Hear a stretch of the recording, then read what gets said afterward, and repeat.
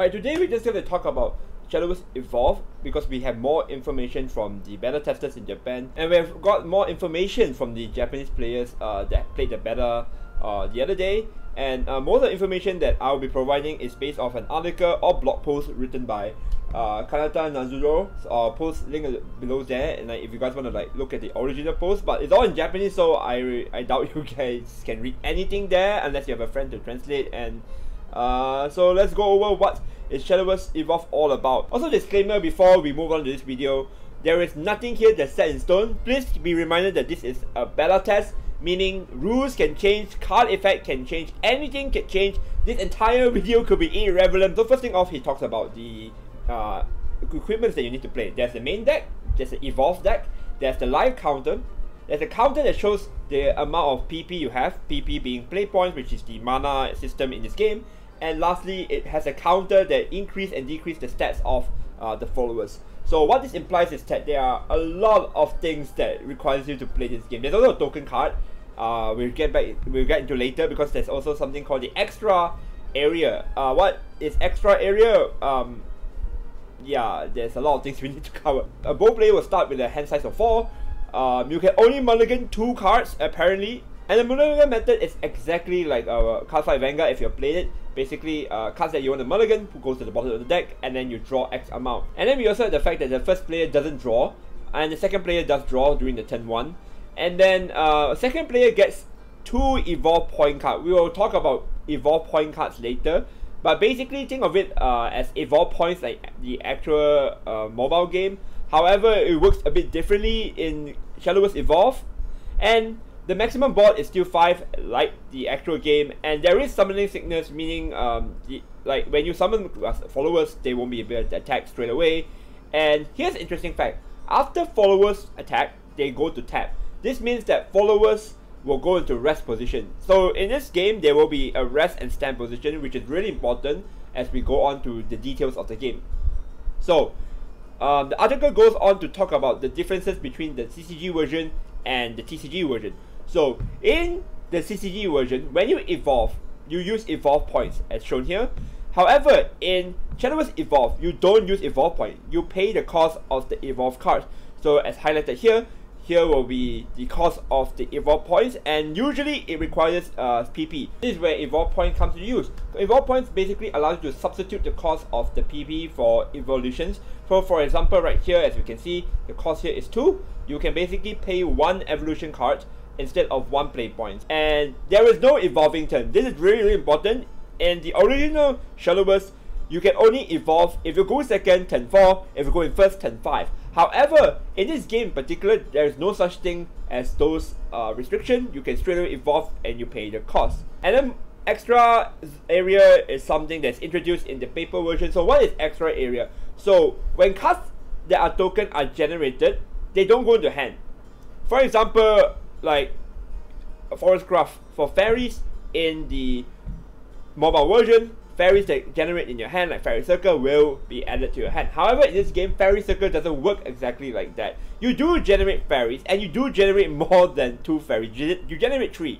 However, the fairies that generated go into extra area. Think of it like an extra hand card size thingy where you can place your tokens there, and you can pay the cost of the tokens that you added to the extra area to play them out.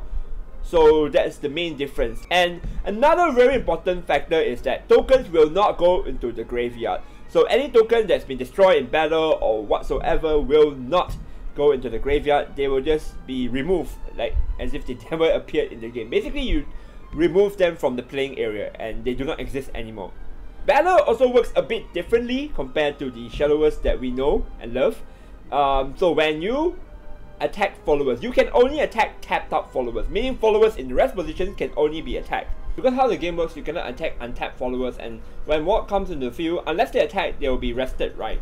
So in order for them to be rested, wards can have the option to rest during the end turn, so that it could be protecting the other rest followers. Moving on, we also have evolve followers. As I mentioned before, evolve followers pay the cost of the evolve.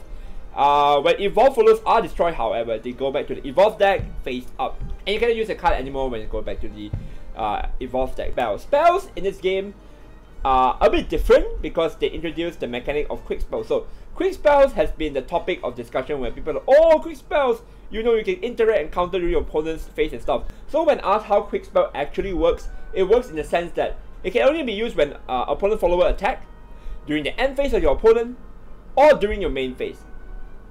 Any other situations, you could not use your quick spell. That's how it was told in the beta. When asked about how chain works, for example, can we play multiple quick spells in one turn?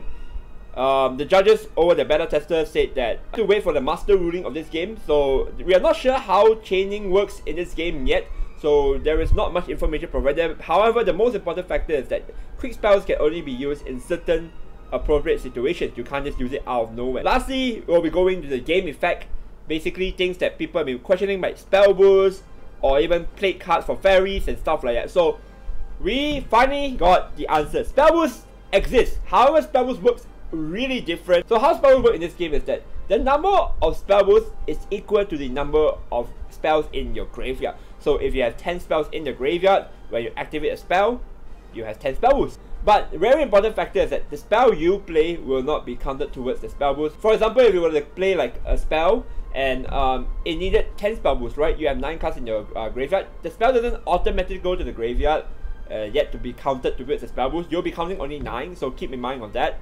And then for combo play, it's exactly like Forestcraft. Combo basically says the amount of time that you played the cards. So for example, if you look at this card, Rose here, combo 3. Combo 3 meaning if you have evolved this card and the evolved card is the 3rd card you played this game, you have the conditions activated. And last words is also the same. However, there is an interesting fact that if multiple units get destroyed with last word, you can choose the ordering sequence. It's not like Shadowverse where you can't choose, right? In Shadowverse, you have to like use it from left to right. I remember that's about it. And there is a new effect called Designated Attack if we use the translation, but in Japanese it's called Shite Konkiki. I probably butchered that, I'm sorry. That allows you to attack untapped followers. So this allows you to have the ability to attack untapped followers. Followers that are in stand positions that usually can't be attacked can be attacked with the ability of Designated Attack. And that's pretty much it that we know about the Shadows Evolved now from the article alone. Honestly speaking, this covers a lot of things that we have been questioning, such as how quick works, how does spell boost exist, that kind of things. I'll be looking forward to cover more Shadowverse Evolved information. This is very, very minor information, and if you guys are interested in like reading the whole article, he also talks about how he feels about the game and stuff like that. Also, huge thank you to Kanata for allowing me to use his article to present it into a video format and let you guys know that doesn't speak or read Japanese, I guess.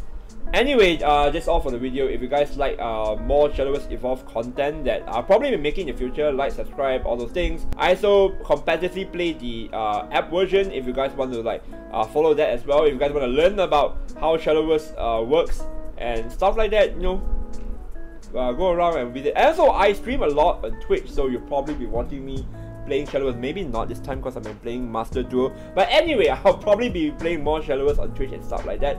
So I'll see you guys. Bye bye.